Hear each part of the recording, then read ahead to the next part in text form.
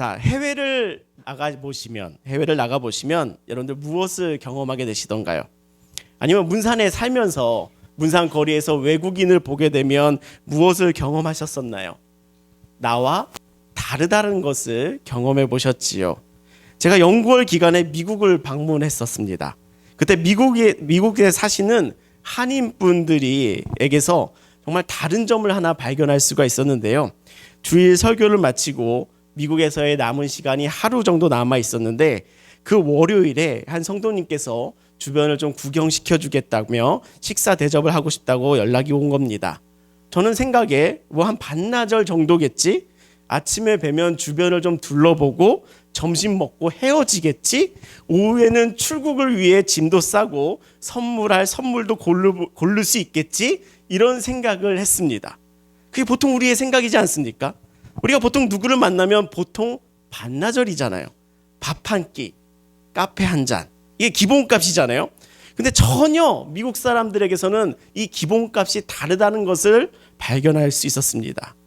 주변을 둘러보자 하시면서 어디까지 가시냐면 300km 떨어진 곳으로 가셨어요. 이동만 3시간.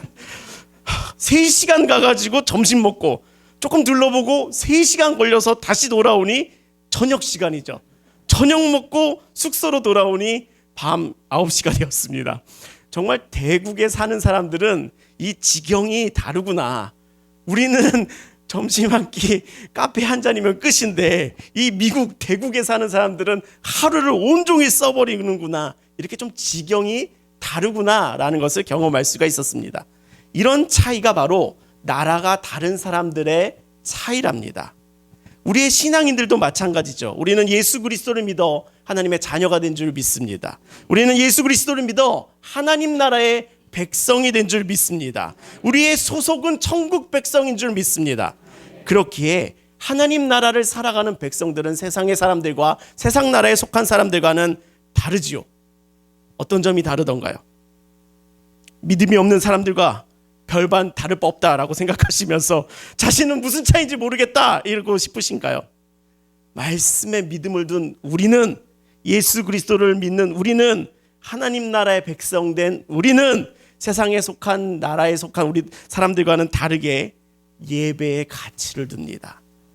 아멘인 줄 믿습니다. 우리는 세상의 사람들과 다르게 예배의 가치를 두니 이 수요일 저녁 시간에 내일 출근해야 되는데 이곳에 모여 예배 드리는 것을 더 가치 있게 여기죠. 가치가 다릅니다. 그 다음에 섬김과 사랑과 용서에 더 가치를 둡니다. 그리고 술과 담배를 멀리 하지요. 눈치를 좀 봤습니다. 술과 담배를 멀리 하십시오. 그리고 불륜을 거부하고 성매매와 동성연애를 죄로 바라봅니다. 가정과 공동체를 소중하게 여기지요. 세상의 사람들을 만나면 전혀 다릅니다. 우리와 전혀 다른 세상 속에서 살아가고 있습니다.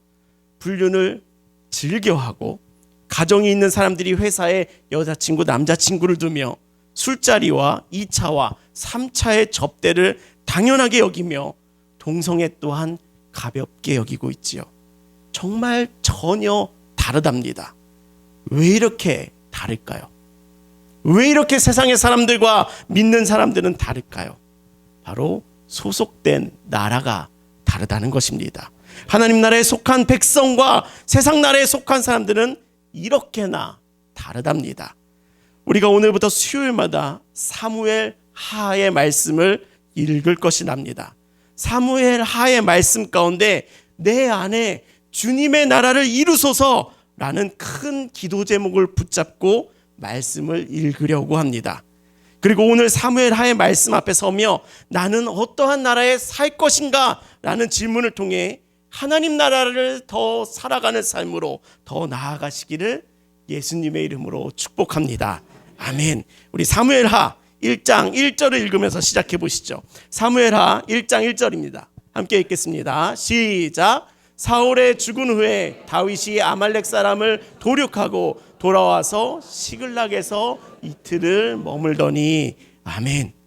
사울이 죽었음을 선언하며 사무엘하가 시작합니다. 여러분들 사울의 죽음의 과정이 이제 떠올려지시나요? 몇 주 전이었는데요. 몇 주 전이었는데요. 사무엘상 후반부의 말씀이 떠올려지시나요? 다윗은 블레셋으로 망령했었습니다. 블레셋 시글락 지역에 머물고 있었지요. 어느 날 블레셋은 이스라엘과의 전쟁을 일으켰습니다. 그리고 블레셋 왕은 다윗도 함께 참전하기를 요청했습니다. 그러나 블레셋 장교들은 다윗이 함께 전쟁을 하기를 거부하죠. 과거 다윗은 블레셋의 대적이기 때문에 장교들은 다윗을 신뢰할 수 없었습니다. 장교들의 반발에 왕은 다윗을 돌려보냅니다. 시글락으로 돌아온 다윗에게는 처참한 광경이 펼쳐져 있었지요. 집은 모두 다 불에 타 없어졌고 재물은 모두 빼앗겼으며 심지어 아내와 자녀들 또한 아말렉에게 끌려갔습니다. 다윗은 동료들과 함께 추격을 시작하였고 우연히 광야 한가운데서 만난 애굽 소년의 도움으로 그 범인들을 따라잡았지요. 그리고 모든 빼앗던 것들을 모두 되찾아 돌아왔습니다. 다윗은 이러한 상황 가운데 있을 때에 블레셋과의 전쟁 가운데 있던 사울은 전투에서 심하게 패배하고 있었습니다. 길보아 산까지 쫓기는 신세가 되었지요. 자녀들도 모두 이 전투에서 죽고 사울은 추격자가 쏜 화살에 중상을 입었습니다. 살 가능성이 없는 때에 부하에게 자신을 죽여달라 요청하였지만 그 부하는 두려움에 거절하였지요. 그리고 결국 사울은 칼 위에 자신이 엎드려짐으로 자살하였습니다. 사울의 시신을 찾은 블레셋은 그의 머리를 베고 갑옷을 벗겨 블레셋 지역에 보내어 승리를 자랑하였고 그의 머리 없는 시체와 아들들의 시체는 벳산 성벽에 걸리며 전시되며 사무엘상이 마치게 되었습니다. 사울이 이끌었던 시대는 이렇게 막을 내렸습니다. 사울의 비참한 소식이 아직은 알려지지 않은 이때에 다윗은 시글락으로 돌아와 한숨 돌리고 있을 때랍니다. 그때 다윗에게 한 사람이 찾아왔고 그가 이런 소식을 전합니다. 4절입니다. 우리 4절의 말씀 같이 읽겠습니다. 4절 함께 읽겠습니다. 시작. 다윗이 가로되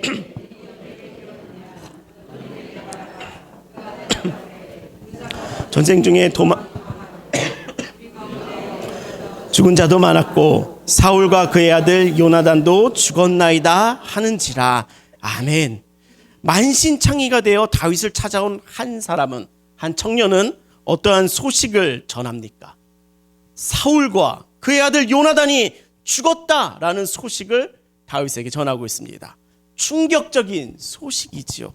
다윗의 인생에서 원수라고 할 만한 사람이 사울이었습니다. 다윗의 젊은 시절의 최대의 대적자는 사울이었습니다. 그를 피해 다닌 인생이 다윗의 인생이었는데 그의 죽음의 소식이 드디어 다윗에게, 자신에게 찾아온 때랍니다. 안 믿기겠죠. 자세히 말해봐. 물어봅니다. 사울과 그의 아들 요나단이 죽은 줄 어떻게 아느냐라고 질문합니다. 이 질문 앞에 이 청년은 어떻게 대답할까요? 6절에서 10절까지 우리 같이 읽어보겠습니다. 6절에서 10절 함께 읽겠습니다. 시작. 그에게 알리는 청년이 이르되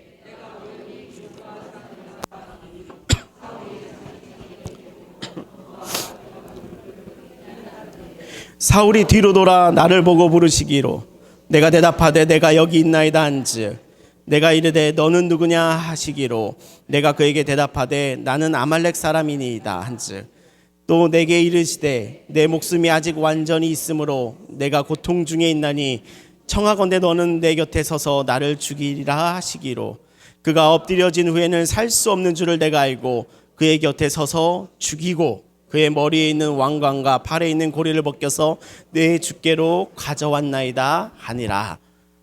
이 청년의 말을 들어보니 여러분들 무엇을 아시겠습니까? 이 청년의 말이, 지금 하고 있는 이 말이 사실입니까? 어디서 거짓이 있다라는 것을 여러분들 찾으실 수 있겠습니까? 이 청년은 사울을 자신이 죽였다고 다윗에게 전하고 있습니다. 왜 이 청년은 다윗에게 와서 이러한 거짓말을 하고 있을까요?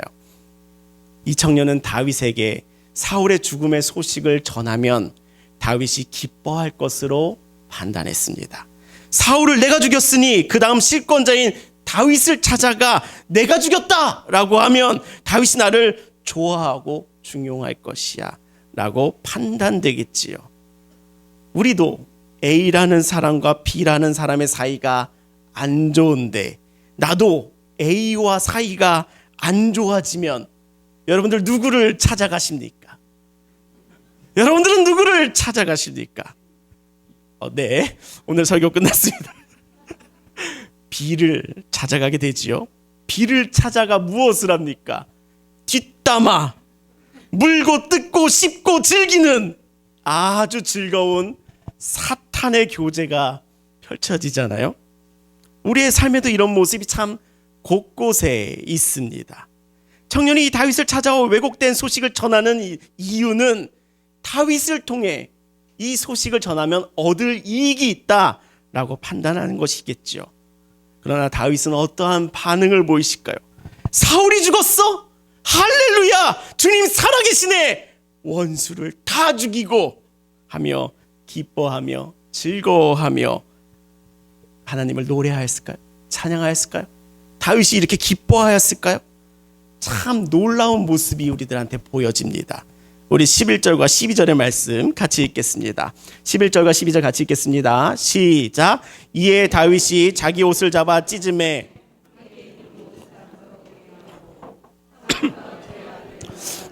여호와의 백성과 이스라엘 족속이 칼의 죽음으로 말미암아 저녁까지 슬퍼하며 울며 금식하니라. 아멘. 다윗은 이 사울의 죽음 앞에 어찌하고 있습니까? 기뻐하고 하나님을 찬양합니까? 슬퍼하고 울며 금식합니다. 그리고 또 이 청년을 향하여서는 어떠한 반응을 보여줄까요? 이 청년을 향하여 잘했다! 나의 충성된 종아! 사울을 죽였으니 너는 나의 오른팔이 되라! 하며 이랬을까요? 이랬을까요? 우리 14절과 15절에서 다윗이 어찌하는지 살펴보시죠. 14절과 15절 같이 읽겠습니다. 시작. 다윗이 그에게 이르되 내가 어찌하여 손을 들어 여호와의 기름 부음 받은 자 죽이기를 두려워하지 아니하였느냐 하고 다윗이 청년 한 사람을 불러 이르되 가까이 가서 그를 죽이라 하매 그가 치매 곧 죽니라. 다윗은 그 청년을 오히려 여호와의 기름 부은 자를 죽였다며 그 청년을 죽여버립니다. 사무엘상에서도 다윗의 이런 모습이 일관되게 나타나지요. 원수예요. 죽이고 싶어요. 나를 못 살게 굴어요. 정말 기회만 있다면 죽이고 싶어요. 하나님 죄 좀 어떻게 해주세요 라며 괴로워했지만 막상 사울을 죽일 수 있는 그 기회가 왔을 때 여호와께서 기름 부은 자를 내가 죽일 수 없다 하며 사울을 죽이지 않습니다. 다윗은 정말 이 청년과는 너무 다른 모습을 보여주고 있지요. 대체 이 차이가 어디서 오는 걸까요? 이 판단의 기준이 다른 게 어디서 오고 있을까요? 다윗에게 이 소식을 전한 이 청년은 너무나도 세속적인 정치 관계적인 판단을 하였습니다. 다윗이 사울을 싫어할 거야. 그러니 그의 죽음의 소식을 전하자라며 세속적인 판단을 하였습니다. 너무나도 상식적인 판단을 하였습니다. 전형적으로 사람이 주인인 나라 가운데 살아가는 삶의 모습을 우리들에게 보여주고 있지요.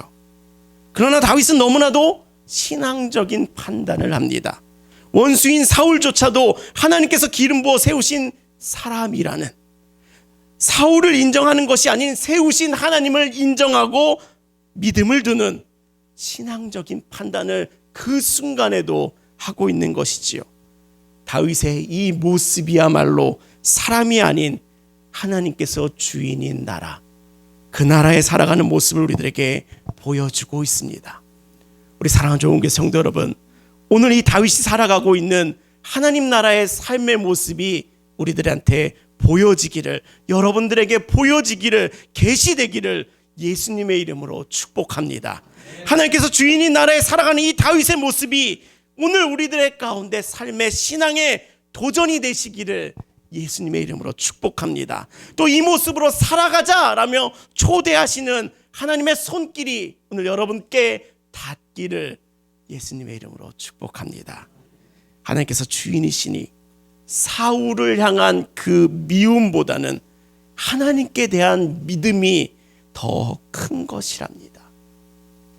그 안에 하나님 나라가 가득하니 충만하니 그 안에 자리 잡고 있는 미움이라는 감정은 더 작아지며 그 안에 충만해지는 것은 하나님 나라니 미움이라는 감정에 지배되지 않는 더 작아지고 작아지는 축복을 누리는 삶이 되는 것이지요.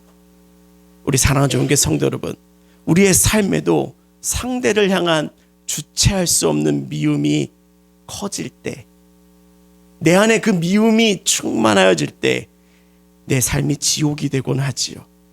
우리의 삶이 상대에게, 사람에게 집중하는 감정이 아니라 그 사람 뒤에도 계신 하나님이, 그 사람과 나 사이에 존재하시는 하나님을 향한 믿음으로 내 안에 미움이라는 감정은 정말 작아지는 복된 삶 되시기를 예수님의 이름으로 축복합니다. 아멘. 미워하던 사울과 사랑하던 요나단의 죽음의 소식 앞에 슬퍼하는 다윗은 또한 어떠한 모습을 보여줄까요?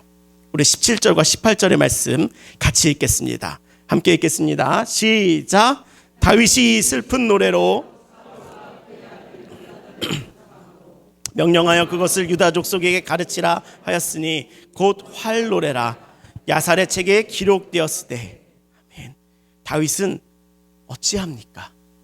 슬픈 노래를 지어 사울과 요나단의 죽음을 슬퍼하고 그 노래를 유다 족속에게 가르쳐 부르게 합니다. 민족적인 슬픔으로 기억되도록 합니다. 19절에서 27절의 말씀이 다윗이 부르는 애가랍니다. 19절의 말씀을 보면요, 이스라엘아, 내 영광이 산 위에서 죽임을 당하였도다. 오호라, 두 용사가 엎드려졌도다. 두 용사가 엎드려졌도다 하며 사울과 요나단을 자신의 원수조차 용사로 노래하지요. 23절을 보시면요, 사울과 요나단이 생전에 사랑스럽고 아름다운 자이더니 죽을 때에도 서로 떠나지 아니하였도다. 그들은 독수리보다 빠르고 사자보다 강하였도다. 사울과 요나단이 생전에 사랑스럽고 아름다운 자였다고 노래합니다. 자신의 원수조차도 사랑스럽고 아름다운 자였다라고 노래합니다. 저라면 지긋지긋한 자였어요. 저주받을 자였어요 라고 하고 싶을 것이랍니다. 그러나 다윗은 27절에서도 오호라, 두 용사가 엎드려졌으며 싸우는 무기가 망하였도다 하였더라 하며 사울과 요나단의 죽음 앞에 슬퍼하며 눈물로 노래를 부른답니다. 다윗이 사울과 요나단의 죽음 앞에서 부르는 노래의 내용이 어떠합니까? 자신을 고통스럽게 하고 괴롭게 하며 죽음으로 몰기까지 하였던 자를 향하여 슬퍼하고 애통하고 있습니다. 더구나 이 슬픈 노래 가운데 특별한 점이 관찰되는데 다윗은 사울과 요나단을 함께 슬퍼합니다. 사울은 원수이며 요나단은 사랑하는 자, 친구, 절친, 베프입니다. 다윗에게 있어서는 사울과 요나단의 그 죽음 앞에서의 슬픔조차 동일합니다. 원수라서 또는 나와 너무나도 가까운 사람이라서 슬픔에 차별이 있는 것이 아니라 그 슬픔 자체에 집중하며 충분히 그 인격에 대해서, 그 삶에 대해서 애통하는 시간을 가진답니다. 바로 노래를 통해서요. 다윗이 왜 슬퍼하는지를 앞에서 살펴보았다면 다윗은 왜 이들의 죽음 앞에서 슬픈 노래를 지어 부르고 있을까요? 다윗은 어찌 이렇게 슬픔에 집중하며 슬픔 가운데 머물러 있기를 주저하지 않을까요? 다윗은 깊은 슬픔과 탄식감을 노래할 때 지금 이 순간에 무엇을 기대하며 무엇을 소망하고 있는가 하면 하나님께서 이 탄식을 통해 우리의 슬픔과 애통과 탄식을 회복시킨다라는 그 믿음이 있는 것이랍니다. 성경에는 여러 애가들이 등장합니다. 슬픈 노래가 성경 곳곳에 있습니다. 믿는 자녀들의 삶에도 슬픔과 탄식과 애통함이 있기 마련이랍니다.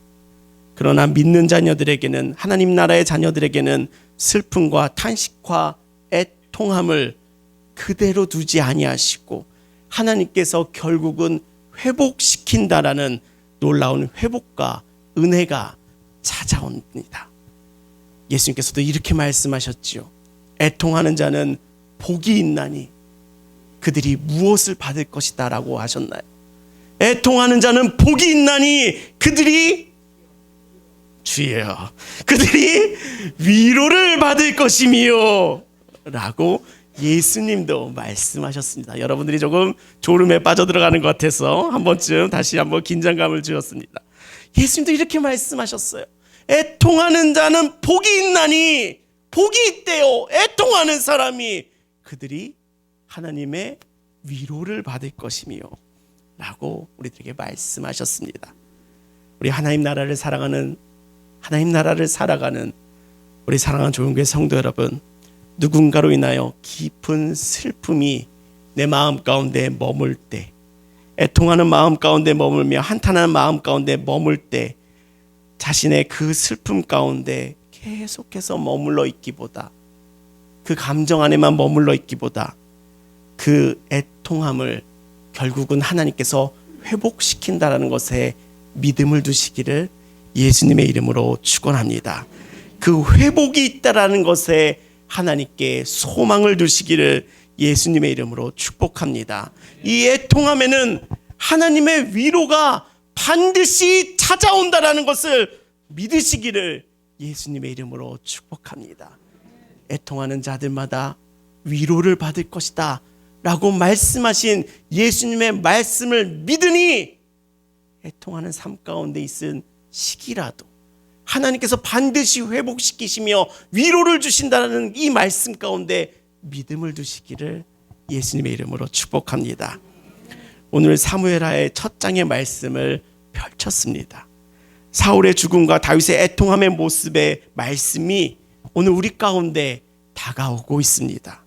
우리들에게 이 말씀이 다가오니 하나님께서 하나님의 주권을 인정하는 그 자녀들에게, 하나님 나라를 살아가는 우리 자녀들에게 미움보다는 하나님을 향한 신뢰로 자유함을 주시는 것을 바라보시기를 예수님의 이름으로 축복합니다. 그리고 애통함에서 위로함으로 바꿔주시는 분이심을 바라보시기를 예수님의 이름으로 축복합니다. 우리는 이 하나님께 믿음을 두고 살아갈 때 미움과 애통함이라는 감정의 주권조차 하나님 앞에 내어드릴 때, 나의 주권을 하나님께 내어드리는 하나님 나라에 믿음을 두었을 때에 우리의 믿음은 어떠한 삶으로 견인하고 있을까요? 첫째, 나의 관계 속에서 미움의 감정을 하나님께 내려놓게 합니다. 나의 관계 속에서 미움의 감정을 하나님께 내려놓으라 라는 삶을 우리들에게 제안하고 있습니다. 다윗이 원수였던 사울에 대한 미움의 감정을 하나님께 내려놓았던 것처럼 우리도 관계에서 겪는 감정의 갈등을 하나님께 내려놓을 수 있는 줄을 믿습니다. 저도 그런 마음이 들 때가 분명히 있습니다. 저도 감정이 있습니다. 생각도 있고요. 기준도 있습니다. 그렇다면 분명히 다른 지점이 생기고 그 차이점이 부각될 때에 감정의 충돌을 합니다. 제가 요즘 그래서 수없이 입에 베어놓고 지내고 있는 것은 그럴 수도 있지입니다. 그럴 수도 있지라는 것을 제 입에 자꾸 반복하며 연습하고 있습니다. 교회 안에는 참 많은 사람들이 상호작용을 하고 있습니다. 당연히 갈등이 있죠. 미움이라는 적나라한 감정들을 마주할 때도 있습니다. 그러나 제가 이제는 부교육자가 아니라 담임이라는 그 직분에 따라서 그 성도들을 대할 때면 자꾸 지금 되새기고 있습니다. 그럴 수도 있지. 성도님과 나 사이에 그 중심에 하나님을 놓자 라며 되새깁니다. 저희 교회에 침신대에 한 교수님이 방문하셔서 주일 설교를 하셨던 적이 있습니다. 당시 우리 교회 신학생들이 정말 많을 때인데 그 교수님과 함께 신학생들과 함께 식사를 하였습니다. 그때 교수님이 그런 태도를 알려주시더라고요. 부교육자일 때는 철저해라. 무섭도록 철저해라. 그러나 담임이 되면 바보가 되라. 엉성해라. 그런 말씀을 해주셨어요. 제가 그 말씀이 10년이 지나도록 기억되고 있습니다. 그 말씀을 기억하면 저는 이제 엉성하기 위해서 애쓰고 있습니다. 엉성하기 위해서, 물론 사무실에서는 아닙니다. 엉성하기 위해서 그럴 수도 있지 하며 제 감정들을 하나님 앞에 내려놓으며 성도님들을, 우리의 교우들을, 지체들을 끌어안을 수 있는 사람 되기를 연습하고 있습니다. 내 안에 내 감정을 키우는 것이 아니라 내 안에 하나님 나라가 임할 때 그 모든 것은 작아지기 마련이랍니다. 내가 주체할 수 없는 그 감정에 시달릴 때도 하나님 나라가 임하며 내 안에 하나님 나라가 충만해질 때 그 모든 것은 상대적으로 작아진답니다. 우리 사랑하는 좋은교회 성도 여러분, 관계 속에 쌓이는 감정들에 매이지 않는 삶 되시기를 축복합니다. 하나님께 그 감정조차도 내려놓으며 자유함을 얻으며 다윗과 같이 오히려 더 사랑할 수 있는 귀한 하나님 나라의 자녀들 되시기를 예수님의 이름으로 축복합니다. 미워할 사람조차 사랑할 수 있는 하늘의 복을 힘이 입으시기를 예수님의 이름으로 축복합니다. 우리 좋은교회 성도 여러분들은 미워할 사람조차 사랑할 수 있는 사람들로 변화되고 새로워지실 줄을 믿습니다. 아멘. 둘째, 애통하는 감정에서 하나님 나라의 회복을 경험하기입니다. 우리는 큰 슬픔이나 상실감을 꼭 경험합니다. 다윗이 이럴 때 애가를 부르며 깊이 슬퍼하였던 것처럼 하나님 앞에 솔직함에 회복의 과정을 시작하시기를 예수님의 이름으로 축복합니다. 저는 솔직함에 하나님께서 주시는 회복을 신뢰합니다. 마음을 오픈하고 나아가는 사람은 꼭 하나님께서 더 건강한 삶으로 축복하시는 것을 여러 번 경험하며 바라보고 있습니다. 이런 것입니다. 목장 가운데 누군가는 괴로움과 슬픔에 매여 있곤 합니다. 꼭 있습니다. 그런데 그 슬픔을 자신만 가지고 있으면 그 감정에 더 매여져서 내려놓지를 못하더라고요. 그러나 좋은 공동체 가운데 있다면 슬픔을 나누고 마음의 해소가 있고 풀어짐이 있습니다. 그리고 그 안에서 함께 기도하며 하나님께서 회복해 하시는 축복을 경험하게 됩니다. 저는 세목장, 양육 과정에서 또한 목장에서 자주 눈물을 흘리고 있는 우리의 지체들을 만나고 있습니다. 그런데 그들의 슬픔이 계속 침전되고 그 가운데 침몰하는 것이 아니라 계속해서 건져냄을 경험하고 다시 일어서는 것을 목격하게 됩니다. 반드시 하나님께서는 회복시키는 때가 있습니다. 하나님께서는 반드시 그 애통함과 슬퍼함을 회복시키는 때가 반드시 선물하여 주시더라고요. 그것이 제가 성도와 교제하며 누리게 되는 가장 큰 기쁨이랍니다.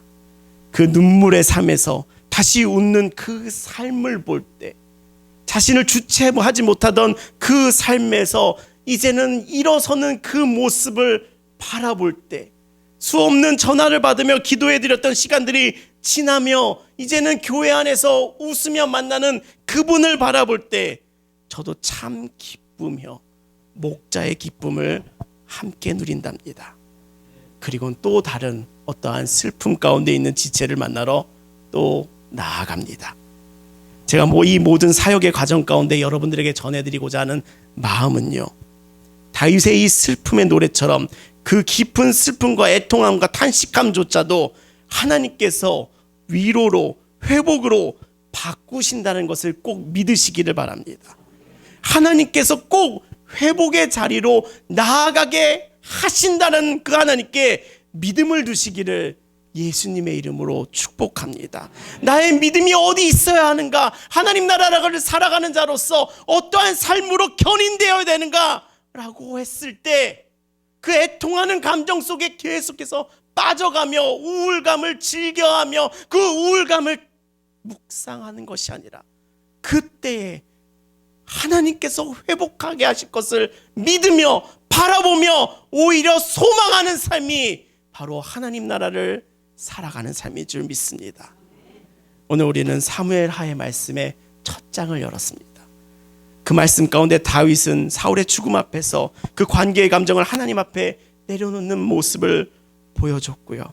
오히려 슬퍼하며 애통하는 감정을 주님께 노래하며 주님의 회복을 소망하는 삶으로 믿음의 삶의 모습을 우리들 가운데 보여주었습니다. 우리 사랑하는 좋은교회 성도 여러분, 오늘 이 주님의 나라가 내 안에 충만하여지시는 은혜가 있으시기를 예수님의 이름으로 축복합니다. 오늘 이 시간에 이 주님의 나라가 나를 충만케 하여줘서 내 안에 이 커다란 문제들은 오히려 작아지는, 그 거대한 주님의 나라가 내 안에 임하니 내 안에 문제들은 오히려 작아 보이는 놀라운 은혜를 입는 시간 되시기를 예수님의 이름으로 축복합니다. 복된 하나님 나라의 자녀들 되시기를 예수님의 이름으로 축복합니다. 아멘. 기도하시겠습니다. 살아계신 하나님 아버지, 오늘도 말씀을 통해 다윗의 삶의 모습을 보며 원수라 할지라도 하나님이 세우신 자를 존중하고 미움 대신 사랑을 선택한 그의 신앙의 결단을 바라봅니다. 다윗이 자신의 감정을 하나님께 맡기고 슬픔과 미움조차 하나님의 주권 아래 두었을 때에 참된 자유와 위로를 경험하게 되었던 것처럼 우리 또한 삶의 크고 작은 갈등과 슬픔을 주님 앞에 내려놓도록 우리를 새롭게 하여 주시옵소서. 슬픔과 애통 가운데 있는 이들이 주님께로 나아갈 때 주님의 나라가 임하는 위로를 경험케 하시고 상한 마음이 주님 안에서 회복되는 은혜를 허락하여 주시옵소서. 우리가 하나님께 모든 감정을 맡길 때 주님께서 우리를 자유케 하시며 우리와 함께하여 주시며 우리 가운데 임하시는 줄을 믿습니다. 아멘. 그 믿음을 붙잡으며 이 시간 함께 기도합니다. 아멘. 말씀을 붙잡는 기도의 입술을 우리들에게 허락하시며 이 기도의 가운데 슬픔을 가져온 자, 애통하는 자, 미움과 증오에 괴로운 자, 그 모든 영혼들에게 주님의 회복하심을 경험하며 주님의 뜨거운 품에 안기는 그 기도 가운데로 우리를 인도하여 주시옵소서. 예수 그리스도의 이름으로 기도합니다. 아멘.